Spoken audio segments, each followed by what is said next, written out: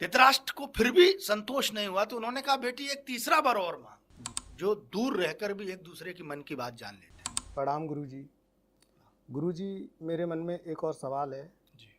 ये मैंने कहीं पढ़ा है कि द्रौपदी पांडवों की रक्षक थी। वहीं दूसरी तरफ कुछ लोग कहते हैं कि द्रौपदी की ही वजह से महाभारत हुआ। जी। यहाँ कितनी सच्चाई है, ये समझाइए। अच्छा प्रश्न है। पहली बात तो यह है कि द्रौपदी के कारण महाभारत हुआ या नहीं, थोड़ी सी चर्चा इस विषय पर कर लेते हैं। देखिए, जो कारण बताया गया कि द्रौपदी ने दुर्योधन का उपहास किया, अंधे का पुत्र अंधा होता है ऐसा कहा, इसलिए महाभारत की नींव पड़ी। मैं, जो मेरे श्रोतागण हैं और जो लोग कथाओं को थोड़ा सा पढ़ते हैं, मैं उन लोगों को बता दूं कि महाभारत और श्रीमद् भागवत में ऐसा कहीं भी नहीं लिखा है कि द्रौपदी ने दुर्योधन का कभी अपमान किया। महाभारत में और श्रीमद् भागवत में दोनों जगह यह लिखा है कि दुर्योधन को जब वो पानी में गिर गया तो भीम ठाका मार के हंसे।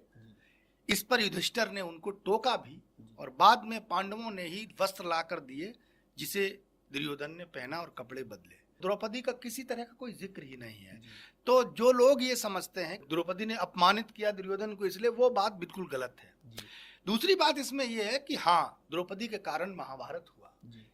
जब एक स्त्री को आप, जो एक राज्य की महारानी है, अपने अहम में चूर होकर बाल से खींचते हुए राज्यसभा में लाएंगे तो फिर युद्ध होगा, बिल्कुल, तो महाभारत होगा। जब आप किसी निर्दोष स्त्री को इस तरह अपमानित करेंगे तो आपको उसका दंड मिलेगा। तो एक तरह से जो मूल कारण बताएगा वहां तो द्रौपदी थी ही नहीं, लेकिन जो उसके साथ अत्याचार हुआ इस वजह से महाभारत हुआ और होना भी चाहिए था।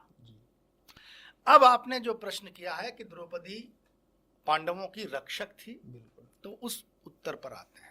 चलिए यहीं से हम शुरू करते हैं। युद्ध की क्रीड़ा में हस्तिनापुर की राज्यसभा में जो हुआ सबने देखा, सब लोगों ने वो सुना पढ़ा होगा। दुर्योधन ने और दुशासन ने, कर्ण ने और भी जो उसकी खलमंडली थी, उन्होंने जिस तरह से द्रौपदी के ऊपर अत्याचार किए, जिस तरह से उसको अपमानित किया। इंद्रप्रस्थ की महारानी थी वो। अगर उसके पति पहले ही उसको हार गए थे, द्रौपदी ने यही प्रश्न किया था कि जब महाराज युधिष्ठिर स्वयं को पहले ही हार चुके हैं तो उनका क्या अधिकार है कि वो मुझे दांव पर लगाएं। बिल्कुल, ये उसका प्रश्न वाजिब था, जायज था, लेकिन उसका उत्तर कोई नहीं दे सका। उन्होंने कहा बेटी, धर्म तो धर्म होता है और धर्म बड़ी बारीक चीज है, ये पितामह ने कहा। और सबके सामने द्रौपदी का वस्त्र हरण हुआ। उसने कृष्ण को याद किया, ये कहानी सबको पता है। और आज के युग में भी अगर आप किसी को आत्मा से बहुत ज्यादा मानते हैं और आप आंख बंद करके उसको याद करेंगे तो उस तक आपकी आवाज आज भी ये सत्य है। लोग कहने को कुछ भी कहें, मैं बहुत सारे लोगों को ऐसा जानता हूं जो दूर रहकर भी एक दूसरे की मन की बात जान लेते हैं। बिल्कुल। तो किसी तरह से द्रौपदी की लाज बचाई गई। अब जब द्रौपदी का वस्त्र हरण नहीं हो पाया और भीमसेन ने प्रतिज्ञा की कि जिस जंघा पर दुर्योधन ने द्रौपदी को बैठाने के लिए बुलाया है, मैं वो जंघा तोड़ दूंगा। धृतराष्ट्र घबरा गए। वो राजा थे उस समय, उनको लगा कि बहुत गलत हो गया है, अब विनाश होने वाला है। इतना भयभीत जब अंदर से धृतराष्ट्र हुए तो धृतराष्ट्र ने हाथ जोड़कर द्रौपदी से कहा कि बेटी, ये नासमझ लोग हैं, इन्होंने जो किया इसकी गलती को तुम माफ करो। मैं तुमसे बहुत प्रसन्न हूं, बेटी वर मांग लो। तो द्रौपदी ने वरदान मांगा। अब आपके प्रश्न का उत्तर इसी में है। उन्होंने कहा बेटी वर मांग लो, तो द्रौपदी ने कहा कि महाराज, अगर आप मुझे वरदान देना ही चाहते हैं तो मैं ये वर मांगती हूं कि आप महाराज युधिष्ठिर को मुक्त कर दीजिए। धृतराष्ट्र बोले एक वर और मांगो। तो द्रौपदी ने कहा कि पांडवों को उनके अस्त्र शस्त्र सहित सभी दास्ता से मुक्त कर दीजिए और जैसे पहले से थे वैसे हो जाएंगे। पांडवों को सभी तरह की दास्ता से मुक्त कर दीजिए, उनके अस्त्र शस्त्र उनको वापस कर दीजिए। धृतराष्ट्र को फिर भी संतोष नहीं हुआ तो उन्होंने कहा बेटी एक तीसरा वर और मांग। तो द्रौपदी ने कहा कि लोभ जो है वो विनाश का कारक होता है। आपने मुझे 2 वर दे दिए, मेरे पति सुरक्षित हैं और मेरे पति अब सामर्थ्यवान भी हैं। अब दुनिया की कोई भी चीज मेरे पति अपनी सामर्थ्य से लाकर मुझे दे देंगे। मेरे पति जिंदा हैं तो फिर मुझे और किसी चीज की जरूरत है नहीं। अगर राजपाट की भी जरूरत होगी तो मुझे अपने पतियों पर इतना विश्वास है, इनके बाजुओं में वो ताकत है, इनकी बाहों में वो शक्ति है कि ये कोई भी राजपाट लाकर मैं जो कुछ सपना देखूंगी मेरे पति वो सपना पूरा कर देंगे।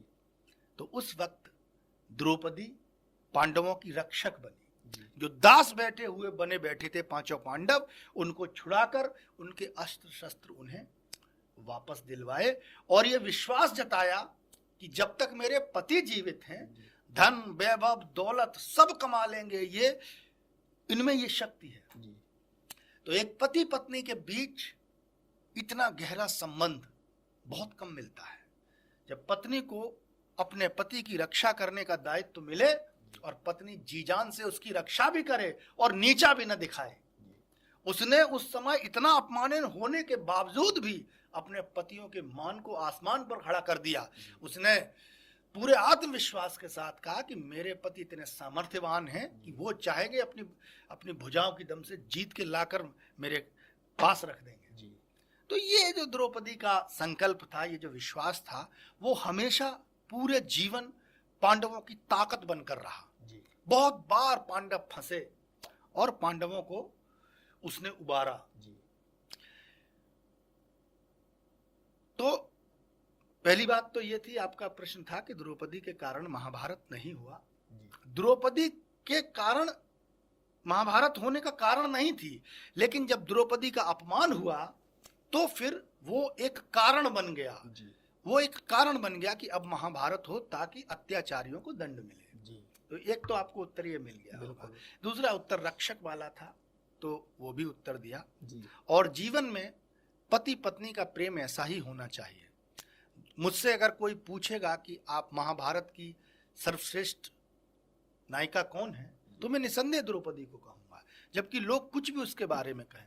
द्रौपदी का जो चरित्र है इतना धैर्यवान, द्रौपदी ने यह सिखाया कि अपमान अगर हो, जिस स्तर का अपमान हो, बदला भी उसी स्तर का होना चाहिए। क्योंकि अगर बुरे आदमी को तुमने दंडित करने से छोड़ दिया तो वो न जाने कितने ही लोगों का विनाश कर देगा और अपने अत्याचार को दिन रात बढ़ाता चला जाएगा। इसलिए द्रौपदी से बहुत कुछ पांडवों ने सीखा और तब जाकर अंतिम स्थिति में पांडवों को जो विजय मिली महाभारत में, उसके पीछे द्रौपदी एक बहुत बड़ा कारण थी।